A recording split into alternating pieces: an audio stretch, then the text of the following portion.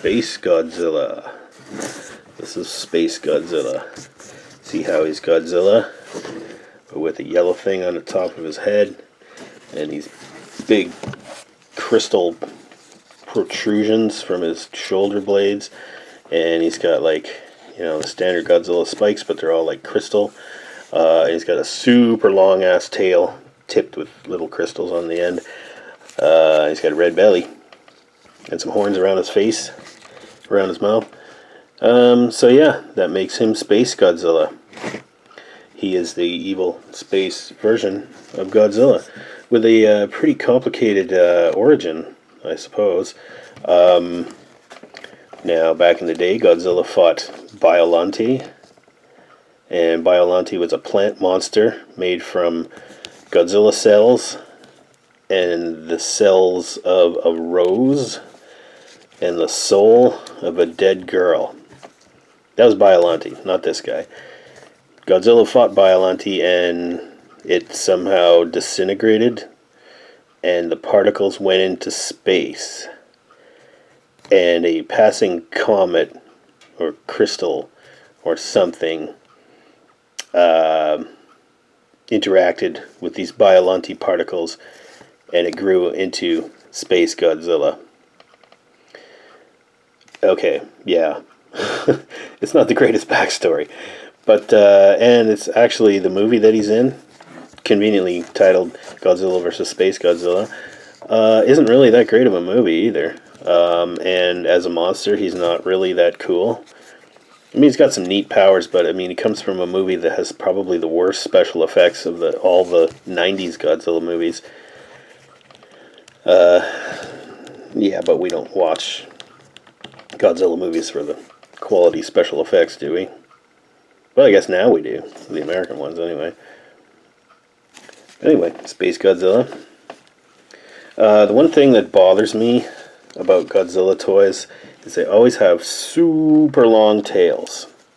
So if I'm gonna display this guy on the shelf, my shelf has to be like a foot deep to accommodate this figure, or else he's got to be sideways. And then I've got to like kind of interlace the tails over top of each other, because I got a lot of Godzillas and I got a big shelf. They don't all fit on there properly.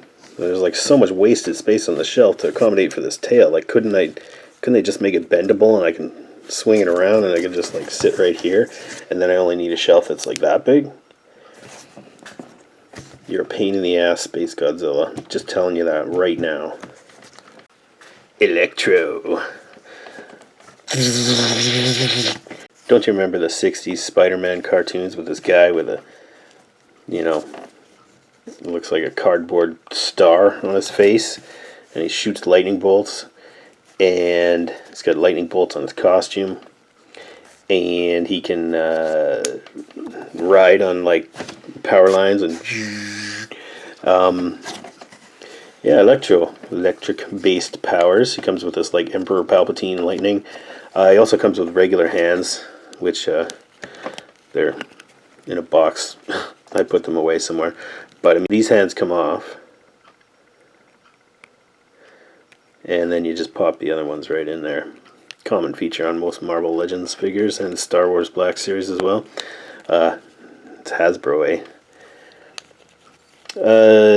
Yeah, Electro, I mean, he looks kind of silly, right?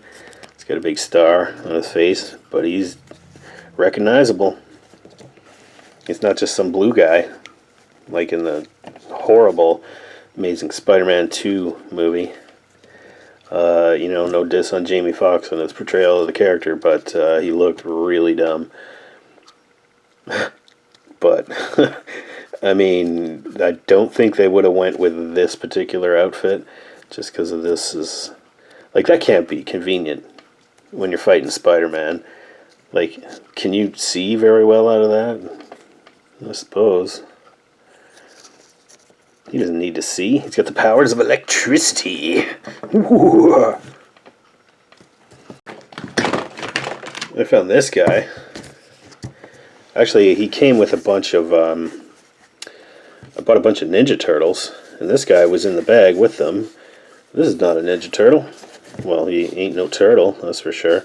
He doesn't look very ninja-y, but he's not even like a Ninja Turtle enemy or anything like that. But I could see how you would throw him in there. He's an anthropomorphic animal. You know, he's like a... What it is Killer Croc from the DC universe. Batman enemy, I suppose. And so he's a crocodile, but he's got like armor and stuff, and he's got metal bits. Oh yeah, and he does this. Rah! Rah! Rah! I suppose I could make him a little puppet here. He's like, hey! Hey man! Hey! Me eat Batman! Wah, wah, wah. I mean, I guess there's only so much fun you can have with this guy. You squeeze his legs, his arms go up, and his mouth opens. But that is pretty neat. I mean, you know, Killer Croc versus Space Godzilla. That sounds like one of those cheap direct-to-video movies. Make some room, y'all. What's that? Coming through.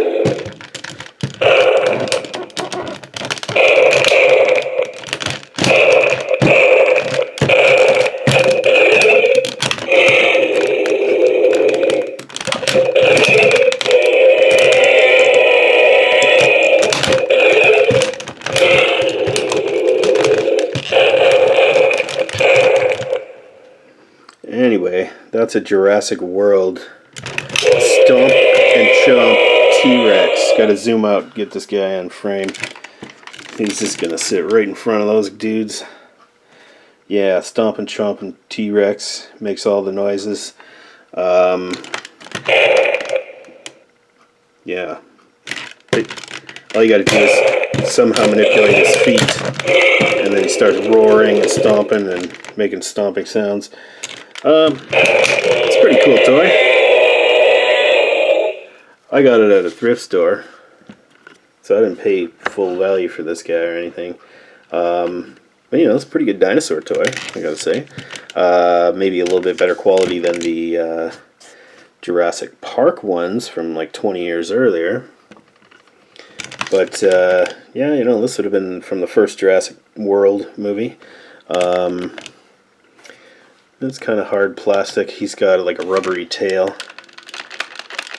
And he has some articulation in his feet and his, you know, but it's made so that when you move the feet and you kind of like stomp him, that triggers the sound, right? And then you can kind of crank it so whoops. Then you sort of crank it so that he stands up and roars and opens his mouth. Hours of entertainment. But, you know, as much as I like dinosaurs, this one's not my favorite dinosaur, but he's pretty cool. I like the fact that he does make some sounds. I think I'm going to hang on to that guy, but I might sell him, I don't know. You know, he's not worth a whole ton of a lot.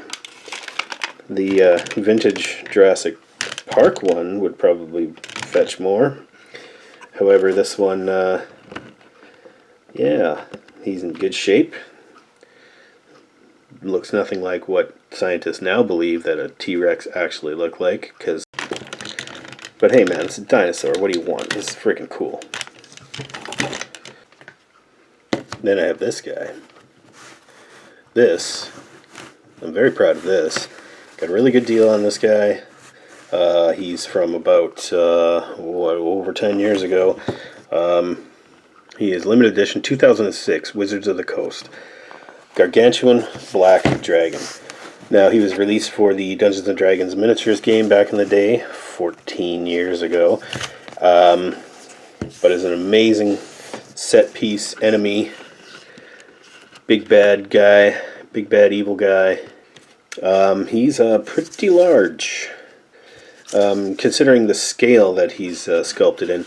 Now, this right here, on his base, is how big your standard D&D miniature is. I am a Dungeons and Dragons character. I am a sorceress. The world is my oyster. I can travel through this world safely, and I'm confident in my magical abilities, and ain't nothing gonna bring me down. Oh, really? You gonna tell me that's not a threat? I love this dragon. Never selling this guy. Well, yeah, let's never say never. Like Sean Connery did. That's a different video.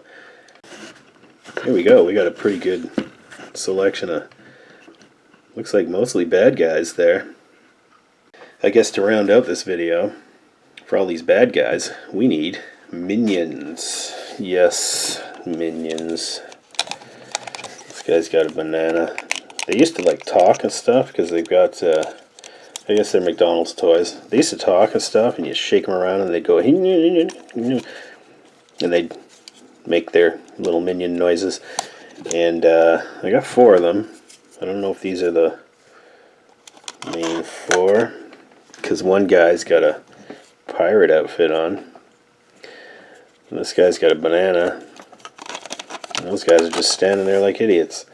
What is it about minions? You know, I guess for kids at the time when the Despicable Me movies came out, and then they had their own movie, yeah, it was definitely for kids. But one phenomenon I've noticed is that a lot of, okay, so I'm on Facebook, right? A lot of Facebook friends of mine that are in the, let's say, late Gen X, early Boomer stages of life, seem to always want to post like jokes and things with minions as the as the picture, with like some funny pseudo dirty joke or something like that. Or why have minions been embraced by the boomers? I don't understand. They're not that freaking funny. They're actually pretty annoying, and I mean, yeah.